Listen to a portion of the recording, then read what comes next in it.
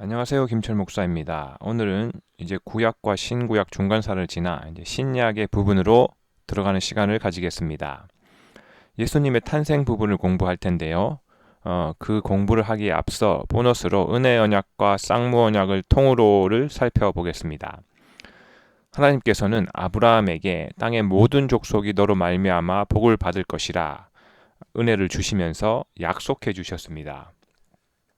이 약속이 이삭과 야곱 등 후손에게 이어졌고 모세 때 아브라함의 후손이 민족이 형성되고 이제 애굽에서 나오게 하십니다. 출애굽하게 하셨는데요.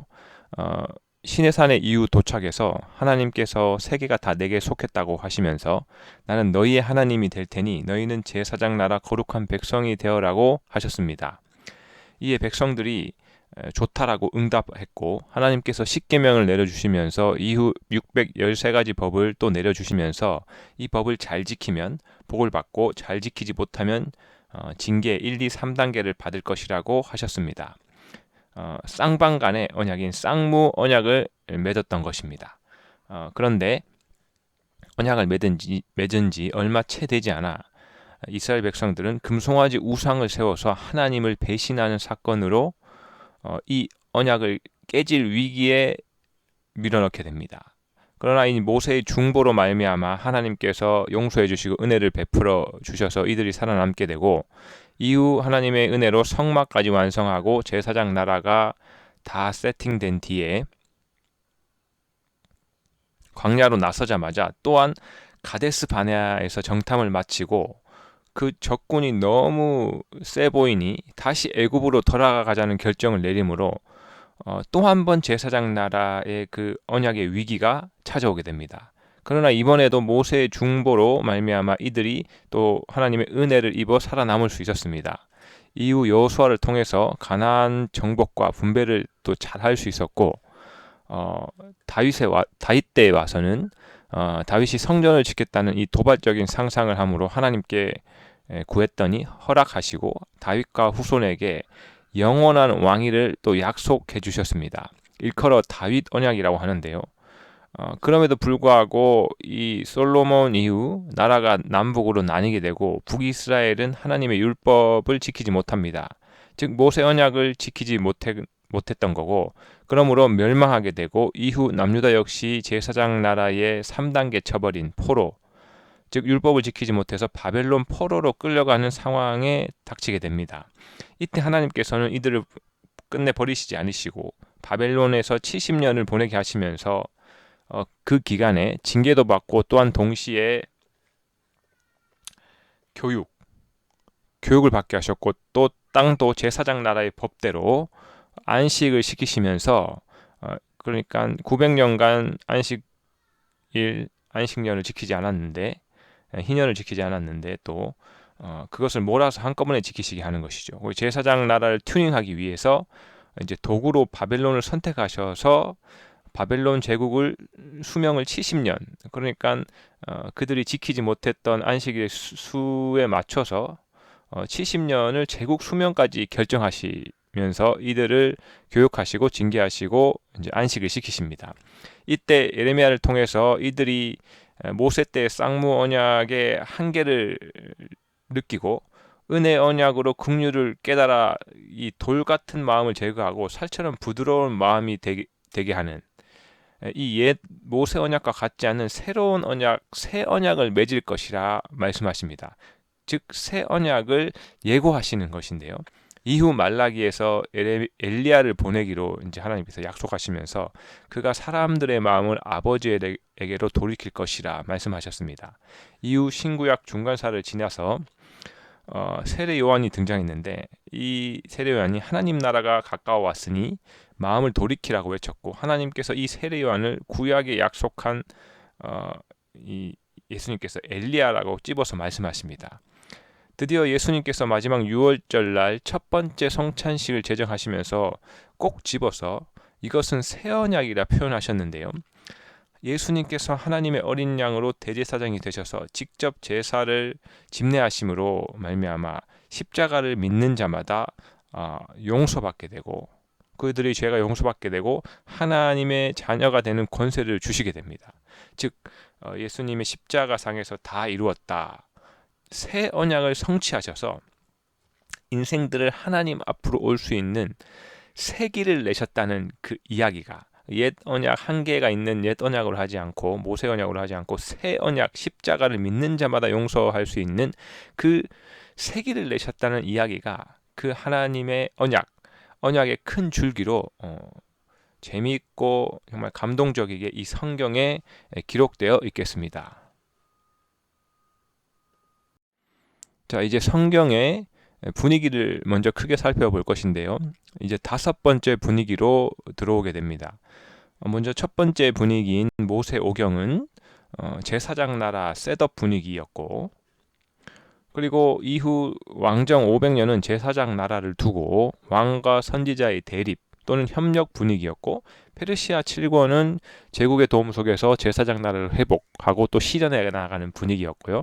신구약 중간사는 이제 하나님의 침묵 속에 구약 성경의 세계화 그리고 유대 분파가 형성되는 분위기였다면, 이제 사복음서는 세례 요한으로 시작해서 예수님이 완성하신 하나님 나라의 셋업 분위기가 되겠습니다.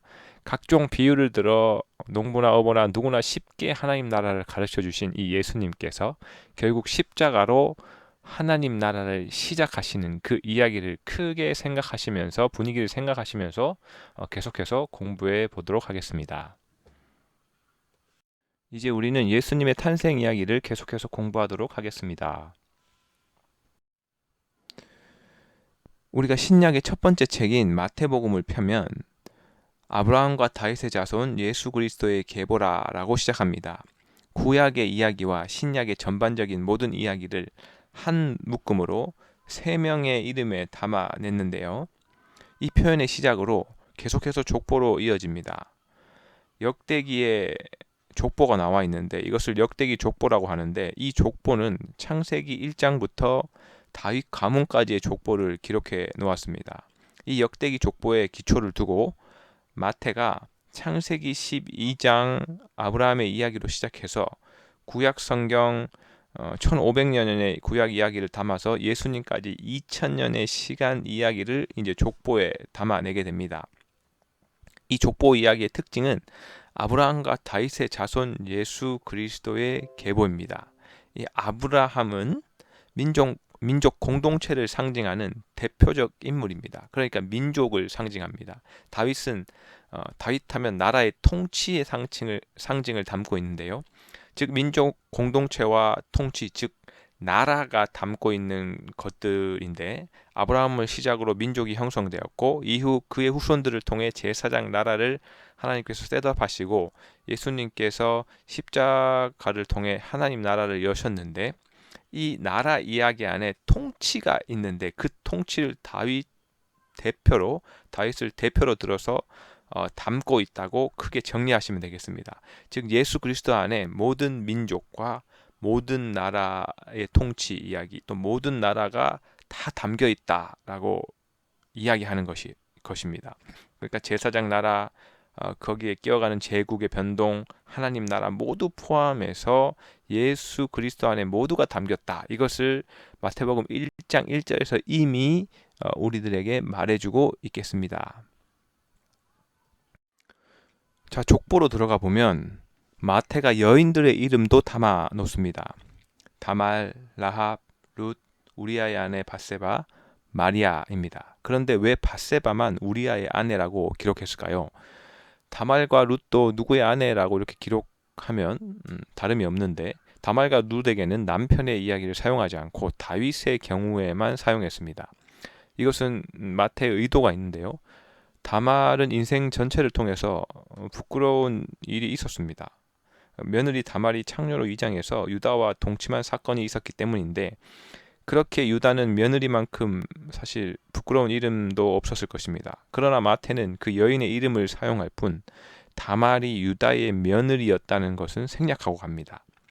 그러나 그 다윗의 경우는 인생 전체를 통틀어서 가장 부끄러운 사건인 그 우리아를 죽인 사건, 그것을 일부러 드러내면서 이 바세바는 사실 다윗의 아내가 아니고 우리아의 아내라고 꼭 집어서 이제 기록하고 갑니다. 마태가 이것을 통해 하고 싶은 이야기는 그 위대한 왕도 정말 한 죄인에 불과하다는 이야기였습니다. 그리고 그 죄지은 인생들을 궁극적으로 구원하시고 예수 그리스도를 통해서 모든 죄지은 인생들을 구원하신다라는 그 이야기를 총체적으로 담았다라고 보시면 되겠습니다. 우리가 여기에서 요셉과 마리아에 대해서도 한번 살펴보겠습니다. 예수님의 공생애와 관련해서 수많은 사람들이 예수님과 관련해서 중요한 역할들을 기쁨으로 감당했는데 이들을 표현하면 한마디로 들러리의 기쁨이다라고 표현할 수 있겠습니다. 헌신과 충성을 다한 요셉과 마리아, 별을 보고 먼 길을 찾아와서 경배하며 예물을 드린 동방박사들, 그 예수님의 또 길을 예비한 세례 요한, 그리고 오랜 인생을 다해서 기다렸다가 예수님을 안고 축복 기도한 그 시므온, 그리고 안나 등등, 바로 이분들은 예수님의 인생에 있어서 예수님의 인생 가까이서 들러리를 섬으로 그 기쁨을 맛본 사람들입니다. 예를 들면 요셉과 마리아는 들러리 서는 것에 있어서 사실은 좀 무서웠습니다. 요셉에게 내 아내 마리아 데려오기를 무서워하지 말라라고 하셨는데 이것은 요셉이 두려워하고 있었다는 겁니다. 그리고 당연히 처녀가 잉태한다는 말을 들은 당시 젊은 10대 중후반이었을 마리아는 당연히 말할 수 없이 더 두려웠겠습니다. 그러나 마리아와 요셉은 하나님의 계획에 믿음으로 참여했고, 그리고 결국 그 기쁨을 근처에서 맛보았다라는 놀라운 이야기가 되겠습니다. 보너스로 성경에서 들러리의 기쁨을 맛본 사람들을 좀 더 살펴보면 모세는 출애굽을 성공한 후에 아론 중심으로 제사장 나라를 세우는 일에 순종합니다. 그러면서 자신의 지도력을 아론에게로 넘기면서 들러리의 기쁨을 맛보게 되고요. 갈렙의 경우는 여호수아 사역에 누구보다도 성실하게 그를 도우면서 여호수아가 이루어가는 그 성과를 자신의 성과 이상으로 기뻐하는 그 기쁨을 맛보았습니다. 요나단의 경우는 하나님의 뜻이 다윗에게 있음을 파악하고 자신이 가장 가까운 거리에 있는 그 통치권을 건네면서 그 기뻐하는 그 모습이 있겠고, 세례요한 역시 예수님을 보고 그는 흥하여야 하겠고 나는 쇠하여야 하겠다라는 말을 하면서 들러리의 기쁨의 표현 중에 가장 적극적으로 표현했던 그 세례 요한의 기뻐했던 그 들러리의 기쁜 모습을 우리가 살펴볼 수 있겠습니다. 또한 바나바도 바울을 초기 교회 공동체에 받아들일 수 있도록 길을 열어주고 그 이방인 선교의 시작에 바울을 불러서 함께하면서 그의 사역이 퍼져나갈 때 같이 기뻐해주는 그런 기쁨을 느낀 사람이라고 보시면 되겠습니다. 이제 예수님의 탄생에 대해서 깊게 들어가 보면 제국의 세금 정책과도 관련이 있겠습니다. 황제 옥타비아누스가 제국 전체에 자신의 통치 기반을 중심으로 모든 사람에게 고향으로 돌아가 호적하라고 말합니다. 여기서 중요한 것은 빠짐없이입니다. 단 한 사람도 빠짐없이 다 세금을 징수하게 하기 위해서 고향으로 돌아가서 이제 호적하게 하는데요. 바로 로마 제국의 세금 징수를 위한 이 집행, 이 명령은 요셉과 정말 만삭의 마리아도 예외 없이 이제 고향 베들레헴으로 돌아갈 수밖에 없는 그렇게 만드는 강력한 힘이 되겠습니다. 그 누구도 예외가 될 수 없는 강력한 명령이었습니다.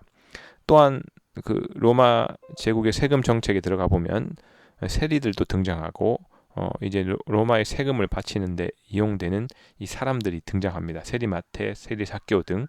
또 그 이후에 사도계파가 예수님을 함정에 빠뜨리기 위해 세금 문제를 가지고 이제 질문했던 적도 있고, 예수님께서는 이제 세금을 내라라고 이제 제자에게 시켜서 이제 너와 내 것을 주라라는 이 사건도 있겠습니다. 이렇게 사복음서가 예수님의 탄생부터 로마 제국의 배경하에서 이 세금과 관련되어지는 묶여 있는 상황에서 계속해서 이제 예수님의 이야기가 진행된다라고 보시면 되겠습니다.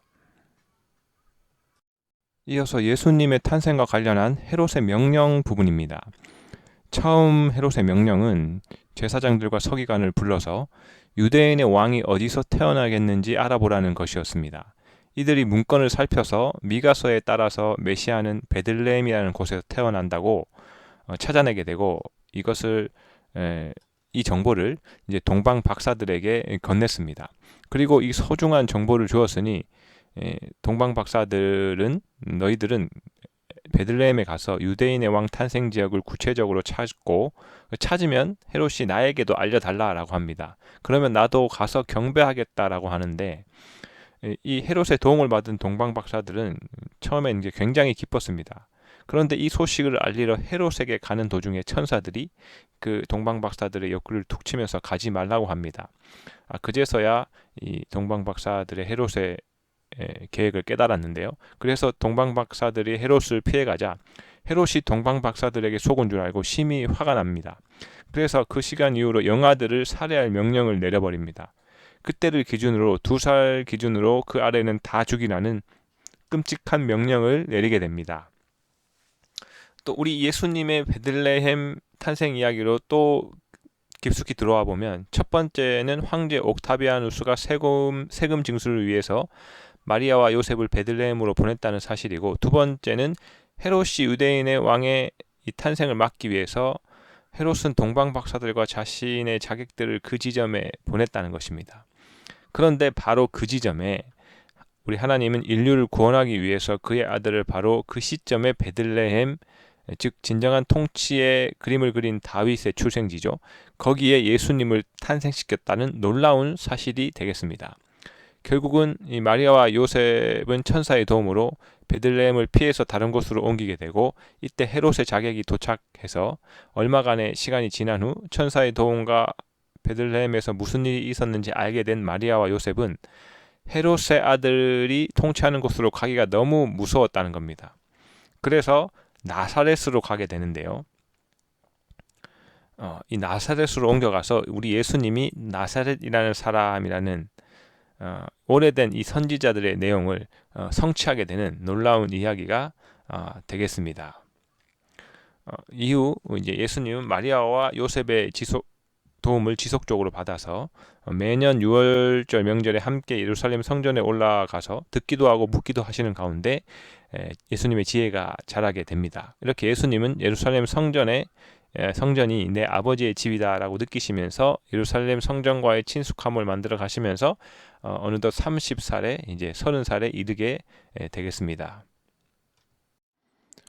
자, 이제 우리 예수님이 공적 사역을 시작하기 직전에 그 유명한 이제 세례 요한이 등장합니다. 이 세례 요한은 약 6개월이라는 짧은 시간을 사역했고, 우리 예수님은 이제 3년의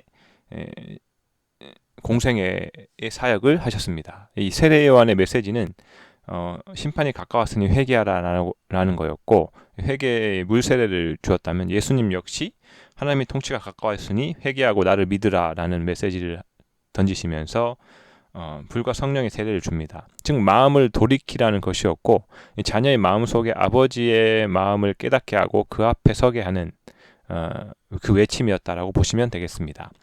각각 구약의 선지자들에게 이 세례 요한과 예수님의 사역이 다 예언되어 있다라는 점도 이제 기억하시면 되겠습니다.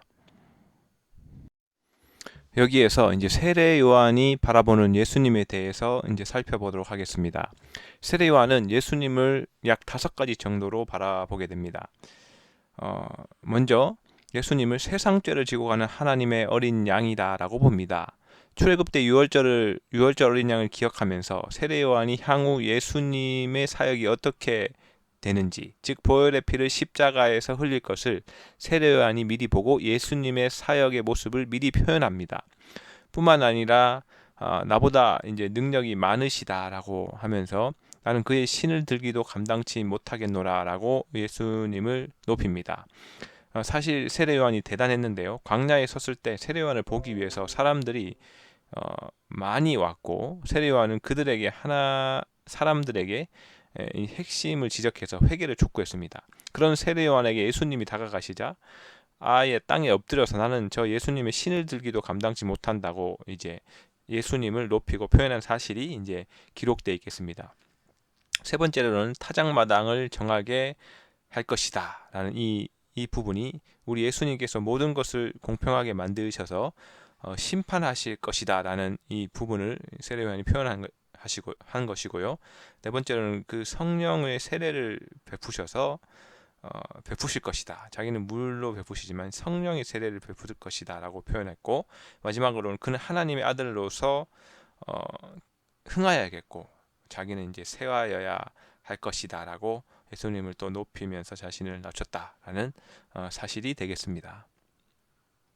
이제 신들매에 대해서 잠시 살펴보게 되면 세례 요한이 말한 이 신들매는 그때는 가죽이나 나무로 이제 신을 묶었는데 그것을 신들매라고 표현했습니다. 이 신들매를 풀기에도 감당치 못할 만큼 예수님이 위대하신 분이다라는 이제 표현이 되겠습니다.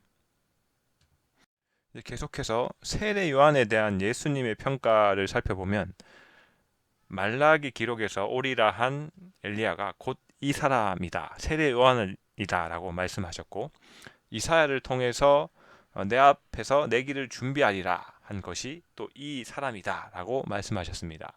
그리고 그는 선지자보다도 훌륭한 자라고 평가했고, 율법과 선지자는 요한의 때까지다 라고도 이제 표현하셨습니다. 또한 여자가 낳은 자 중에 세례 요한보다 큰 이가 없다라고도 높여주셨고, 세례를 받으시면서 이같이 우리가 합력해서 모든 의를 이루는 것이 합당하다라고 말씀하셨다라는 것을 기억하시면 되겠습니다. 이제 이어지는 이야기는 우리 예수님께서 시험을 받으신 이야기입니다. 언뜻 보면 뭔가 시작인데 아직 준비가 되지 않는 상황에서 먼저 시험부터 당하시는 것 같은데, 놀랍게도 우리 예수님은 지난 30여 년간 공생애를 준비하시면서 이미 하나님의 마음에 감동을 준 분이었습니다.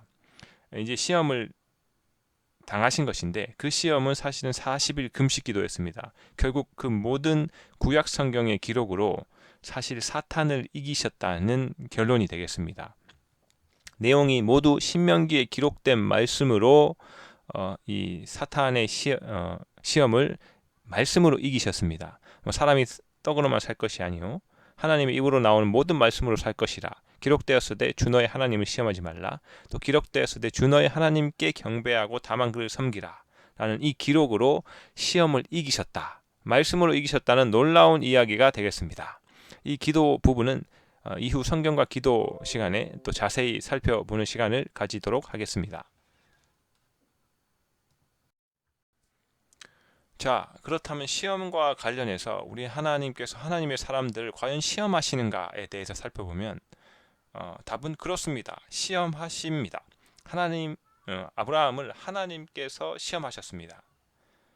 실력이 충분히 되니까 시험을 하신 겁니다. 그러니까 모리아산 이야기는 아브라함은 몰랐지만 하나님께서 아브라함을 시험하시려고 시작된 계획한 사건입니다. 모세는 만나 세대들에게 말하기를 광야에서 하나님은 너희들을 시험했다고 말합니다.